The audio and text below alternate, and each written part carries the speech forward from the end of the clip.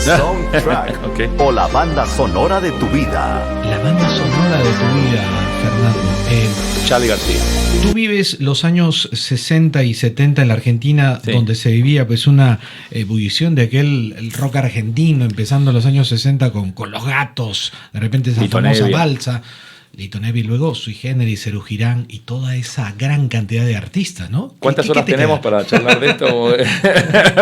Yo no tengo problema. A mí, yo como siempre digo, mientras el interlocutor, mientras el que me esté charlando está feliz, son temas que a mí me apasionan, como te lo has dado cuenta, la televisión, el cine, mismo el arte, pero en general, pero la música forma parte de mi vida. La banda sonora mía comenzó muy temprano, 60s y 70s.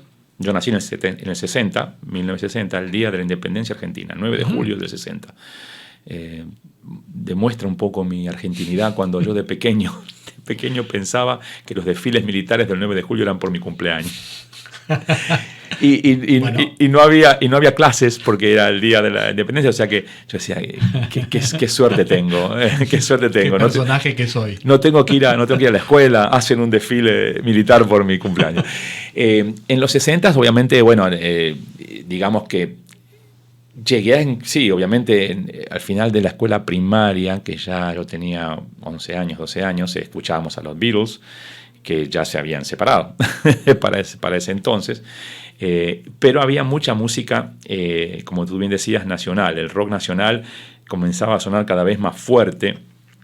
La época de Los Gatos fue un poquito antes que mí, pues fueron los principios de los 60, yo todavía no escuchaba la radio, o sea, escuchábamos la música, a lo mejor Una canción que te hace acordar de repente el primer amor de tu vida, de repente. Claro, bueno, no tanto el primer amor de mi vida, pero la música sí desde el principio formó parte de mi vida muy grande. Yo creo que ahí, al principio, el pop argentino, que también con Palito Ortega, con Johnny Tedesco, con esa época del principio de los 60s, pero después, obviamente, cuando empiezo a descubrir a Sui Generis y al rock argentino ya en el 70, 71, 72.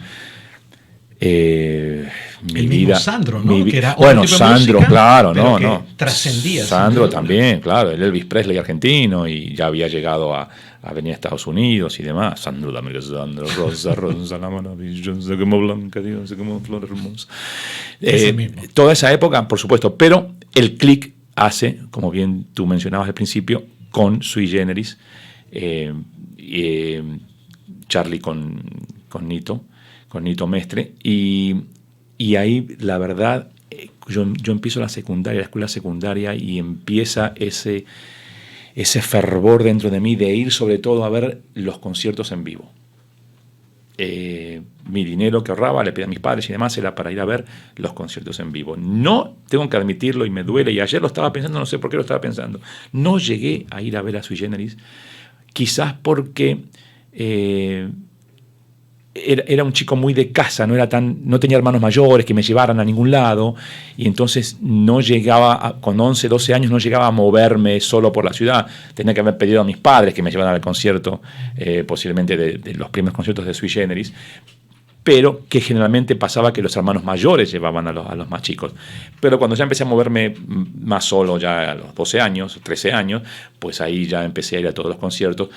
Y Charly, mi ídolo total, él termina Sui Generis y forma, bueno, primero está por Sui Gieco al mismo tiempo, pero después cuando forma La Máquina de Hacer Pájaros. Esa banda con Cutaya, con Basterrica, cambia mi forma de ver la música definitivamente. Voy a su primer concierto de presentación en el Teatro San Martín. Anécdotas que jamás me voy a olvidar. Era gratis, empujamos tanto las puertas que se rompió un cristal, una puerta, pensamos que nos iban a llevar a todos presos, por suerte no, pudimos entrar y ver ese concierto. Fue la primera vez que yo volví a mi casa, ya por supuesto ya tenía 13 años, 14 años. Yo volví a mi casa y en el colectivo 60, nunca me voy a olvidar, volviendo a mi casa del centro hacia Belgrano, no podía sacarme la música de la cabeza y estaba totalmente en otra dimensión. sin el uso de, de ningún aditamento extra. Jamás en mi vida fumé cigarrillo, nunca fumé ni siquiera un cigarrillo.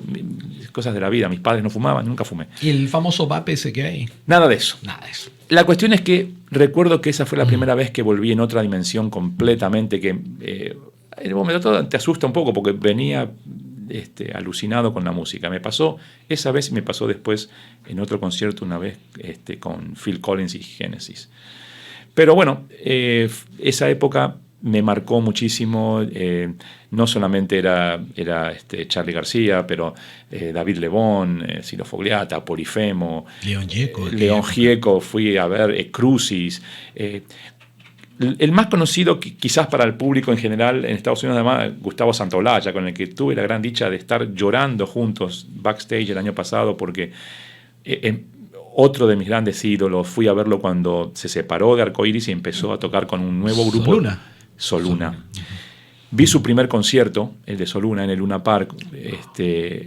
Tocaba ese día Soluna, Pastoral, Crucis y León Gieco, si no me equivoco. Me gustó tanto Soluna, ese folk rock también me encantaba. Y de grande, muchos años después, a mi compañía de producción le puse Soluna, por eso. Ah, caramba. Y lo charlábamos otro día con Gustavo Santaolalla el año pasado y los dos empezamos a llorar. Fue una situación muy interesante. Pero bueno, iba a todos los conciertos habidos y por haber. El Reloj, como te digo, Crucis, me fascinaba, Crucis Pastoral. Todos esos conciertos de esa época me encantaron. No viví porque me fui en el 80. Exactamente, es lo que te decía. Llegué hasta, que también me fascinó, la siguiente banda de Charly. Fui a ver en el 79 la presentación en Obras Sanitarias de Serú Girán, cuando fue muy criticado porque metió una orquesta sinfónica ese día. A mí me fascinó, me pareció que era impresionante, pero fue muy criticado por los periodistas rockeros que no veían esa fusión todavía, no la entendían muy bien, y el lenguaje, Serú Girán y Eitileda inventando palabras, inventando vocabulario.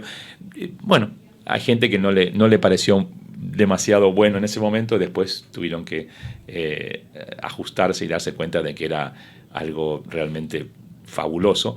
Pero yo, como fanático, que no era un crítico, para mí fue lo máximo ver La Máquina de Hacer Pájaros en su presentación y Serú Girán en su presentación. La circunstancia de la vida fue que ahí me vine a Estados Unidos y perdí el contacto hasta que mis amigos me mandaban por correo, o el que viajaba. Claro, porque no era como ahora, ¿no? Nada, era muy difícil. Si hubiéramos tenido Spotify en ese momento. Y allí es que viene precisamente... Me mandaban los cassettes, Los Abuelos de la Nada.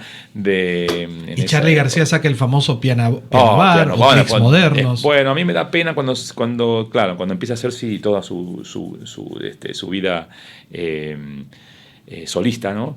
Pero todos esos discos eran fabulosos. Piano Bar, y referente de Fito modernos. Claro, y después viene Fito Páez, obviamente, que y Charly referente de él. Y Calamaro y todos los demás. Y eso que no hemos mencionado, Soda Stereo. Claro, Soda Stereo para mí fue otra cosa. O sea, no lo disfruté, no lo pude disfrutar. Sin duda. No iba a los conciertos, solamente pude ver la presentación de Sueño Estéreo, porque de casualidad pude llegar a Buenos Aires y me invitaron. Pero no voy a decir que para mí fue lo mismo. Lo mío para mí fue lo anterior, ¿no? Tuve la oportunidad después de ver a León Gieco en una gira en New York. Yo no lo podía creer. Tuve la oportunidad de entrevistar en el año 89 a Charly García en vivo en un programa de Univisión, cuando Charly García no era tan conocido, obviamente, en Estados Unidos. Para mí fue lo máximo poder entrevistarlo a él cuando hizo Cómo conseguir chicas, que lo grabó ese long play, ese LP lo grabó en Estados Unidos. Y yo tenía un póster de la revista Pelo, que era como la Rolling Stone en Argentina. Como el gráfico era de los deportes, Pelo era la revista Expreso Imaginario, en las revistas de rock. Y yo toda mi vida guardé un póster de Sui Generis.